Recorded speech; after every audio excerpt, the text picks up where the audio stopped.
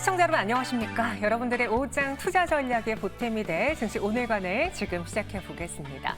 외국인이 순매수로 전환하면서 지수를 다시 받쳐주고 있습니다. 물론 이번 주에 확인해야 될 것들이 있죠. 우리가 CPI도 봐야 되고 앞으로 6월 FOMC 회의에서 어떤 이야기가 나오는지 봐야 되기 때문에 관망 심리가 어제 이어서 짙게 깔리고 있습니다. 그렇게 상승에도 제한된 움직임만 나타내고 있는데요. 코스피는 0.4% 오름세, 코스닥은 0.1% 강세 보여주고 있고요.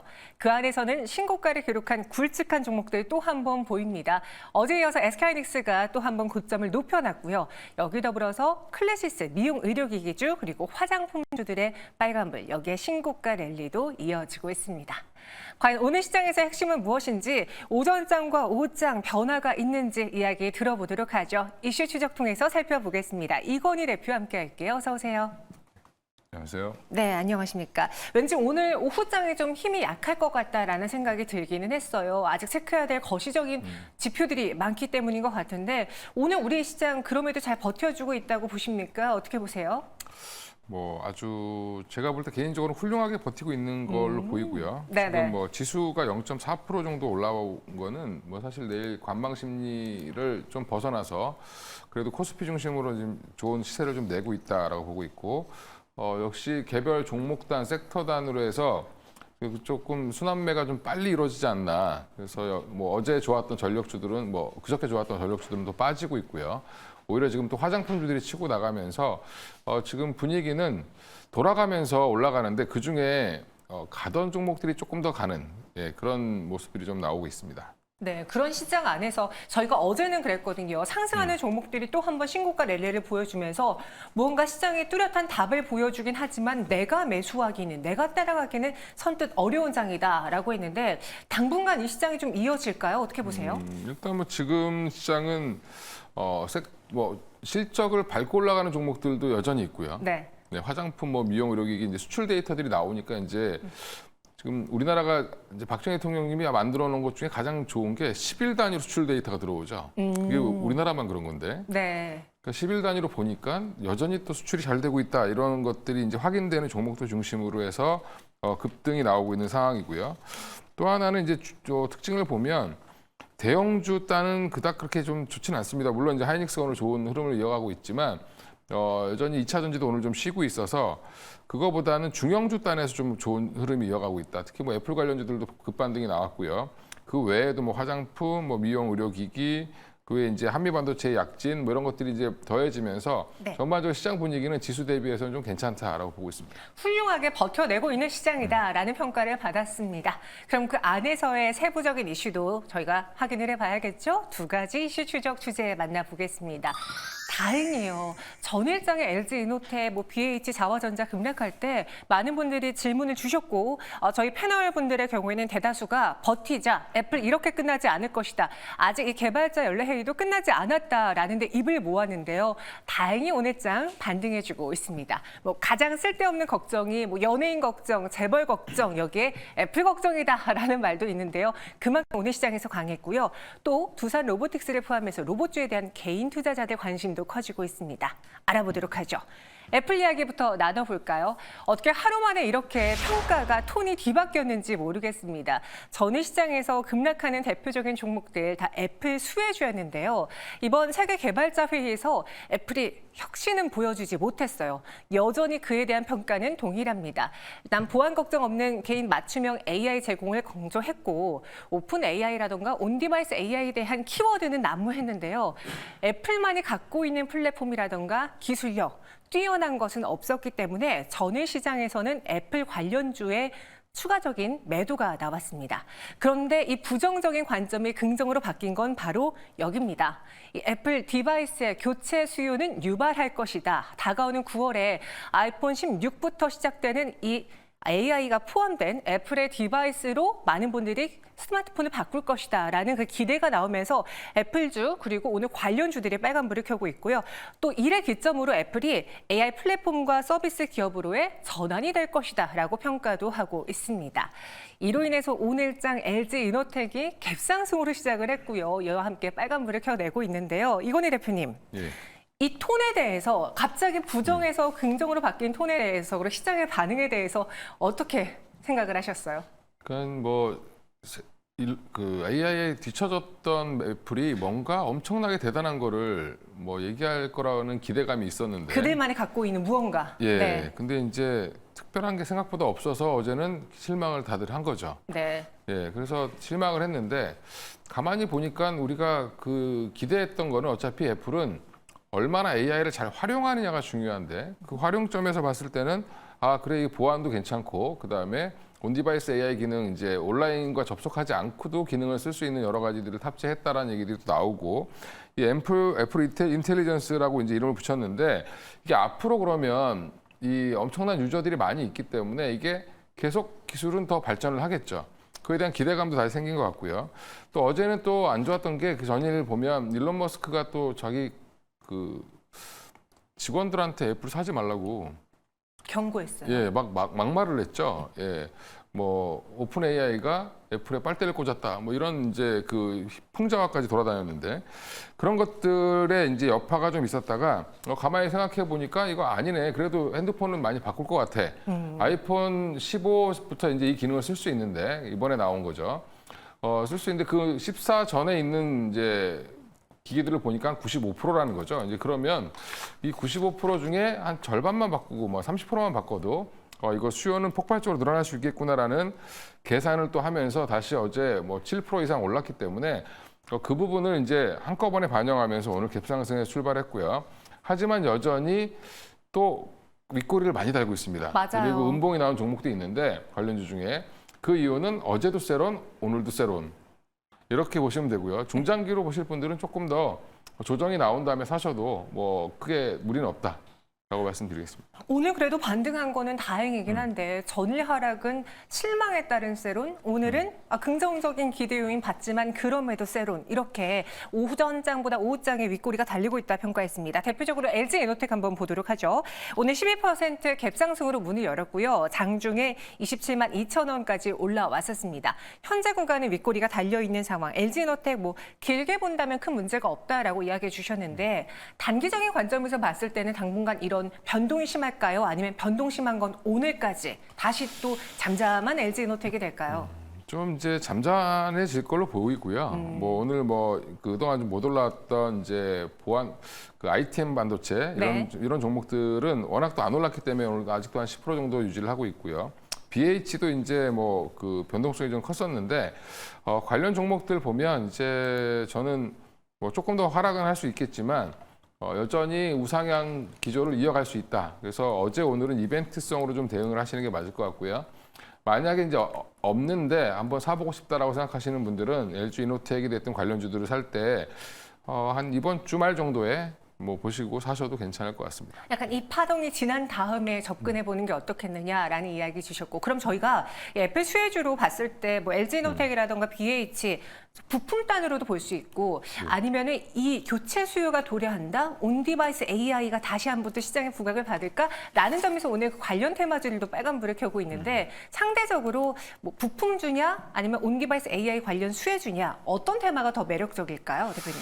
근데 기존에 우리가 이제 초창기 온디바이스 AI 관련된 종목들, 뭐 제주 반도체부터 시작해서 여러 이제 종목들이 있었는데 네. 그 종목들 오늘 별로 반응을 안 하죠. 예, 그게 무슨 말이냐면 아이폰이 온디바이스 AI 기능 강화한다고 해서 우리나라의 회사들이 하드웨어 쪽으로 혜택을 볼 수 있는 회사는 제로입니다. 없습니다. 네. 알아서 다 하고 애플이 다 설계해서 뭐 TSMC가 만들어주기 때문에.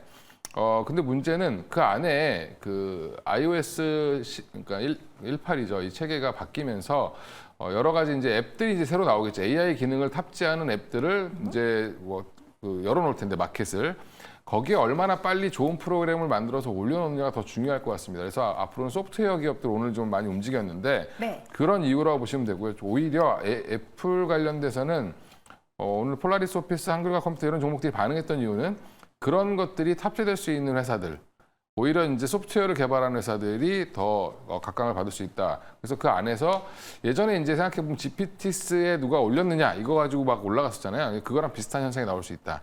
16 나오고 나서 이 아이오 새로운 이제 그 체계에 얼마나 빨리 좋은 앱들 개발해서 올려놓느냐 개발자의 영역으로 보시면 될 것 같고요. 그래서 소프트웨어 관련 종목들을 오히려 유심히 쳐다보시는 게 좋을 것 같습니다. 오히려 하드웨어보다는 소프트웨어 쪽을 눈여겨보자라고 의견 주셨고요.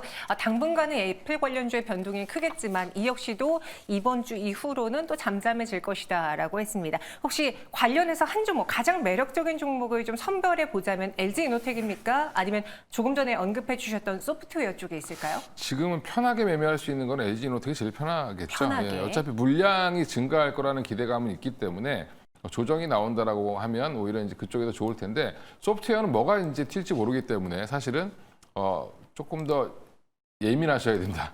이런 부분들을 좀 말씀드리겠습니다. 예민하게 보자. 그리고 LG이노텍을 그 안에서 가장 접근하기 좀 용이한 종목으로 선택을 했습니다. 이렇게 애플 걱정 한 번 더 해봤고요. 이어서 로봇으로 넘어가 보도록 하죠.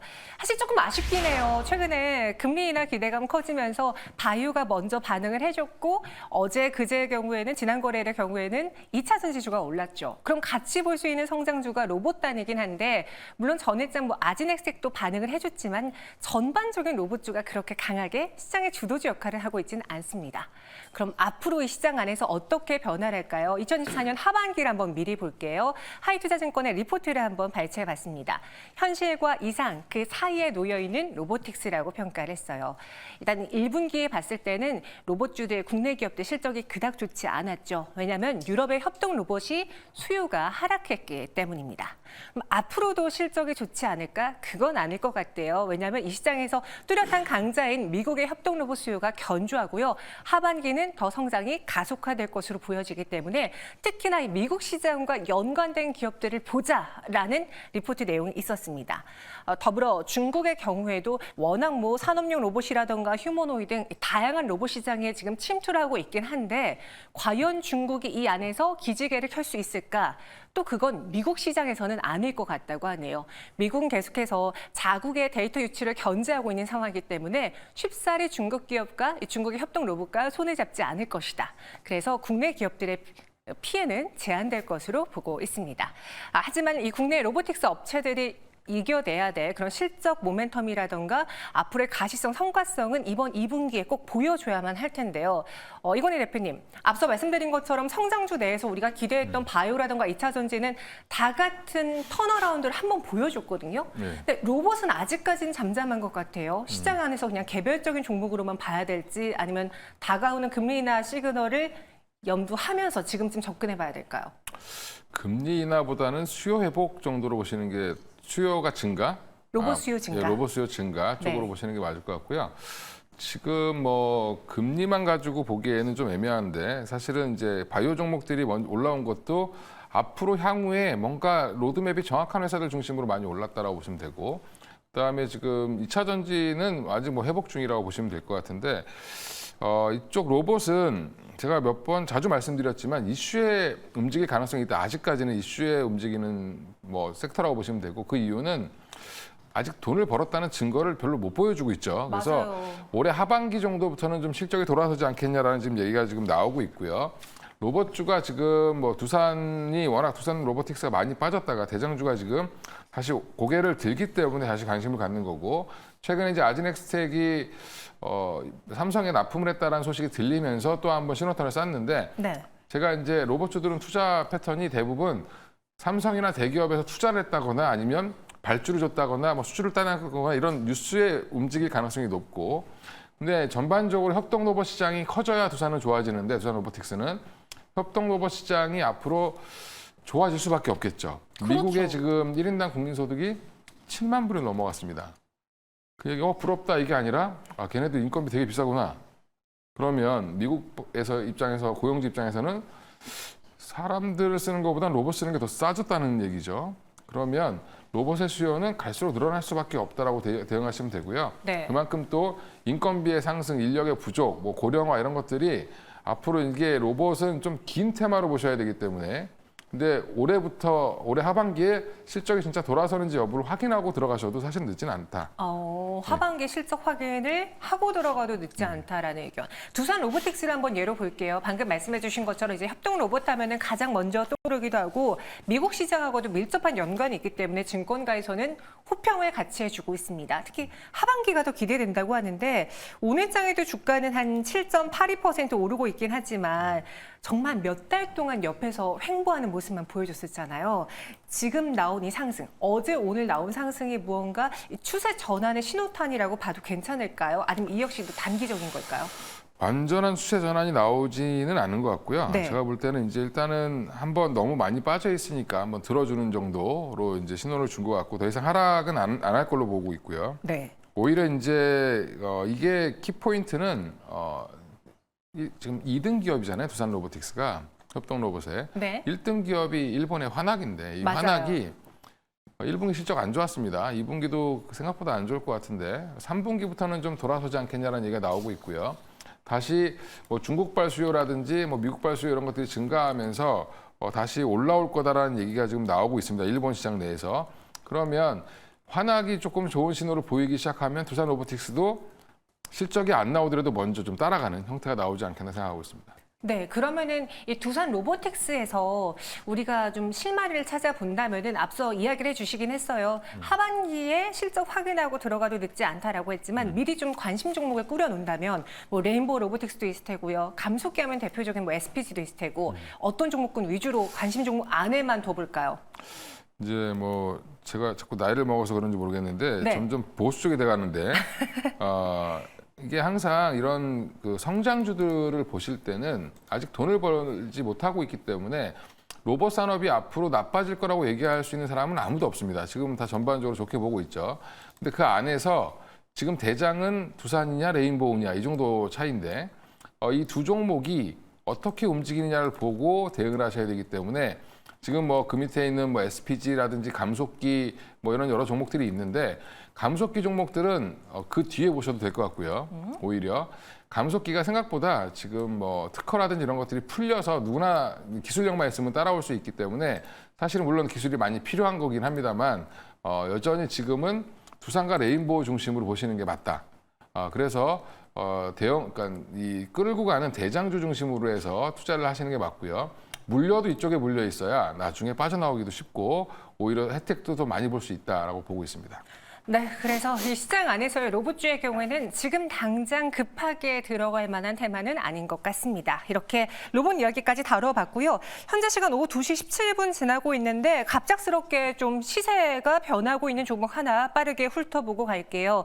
이건희 대표님, 오늘장 ST팜의 주가가 심상치 않습니다. 갑작스럽게 오후 1시를 기점으로, 한 2시를 기점으로 주가가 크게 밀리고 있고요. 현재는 9에서 10% 가깝게 급락세를 보이고 있습니다. 왜 그런가 한번 찾아보니까요.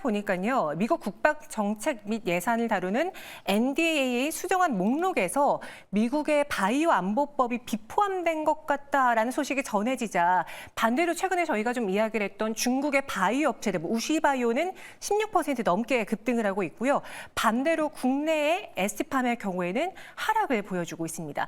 저희가 최근에 미국의 바이오 보안법으로 인해서 국내 기업들이 수혜를 볼 수 있다. 특히나 바이오 시밀러 업체들이라던가 뭐 그런 업체들이 수혜를 받을 수 있다라는 이야기를 한 바 있었는데 이게 실망으로 바뀐 것 같아요. 아직 정확한 내용은 파악을 해봐야겠지만 지금 들려오고 있는 이 소식이 맞다면 ST팜의 추가 하락은 불가피할지 급하게 좀 여쭤보는데요. 이건희 대표님 어떻게 보십니까? 지금 이제 흐름을 보면 삼성 바이오로직스도 좀 밀리고 있고 네. 그다음에 지금 바이넥스도 지금 급하게 내려오고 있거든요. 그러니까 관련해서 이제 ST팜도 내려오고 있는데 사실 ST팜은 그 생물보안법 관련된 이슈보다는 자체적인 그 mRNA 관련된 물질에 대한 그 기대가 더 크기 때문에 지금 뭐 사실은 좀 과하게 내려오는 거다라고 생각하고 있고요.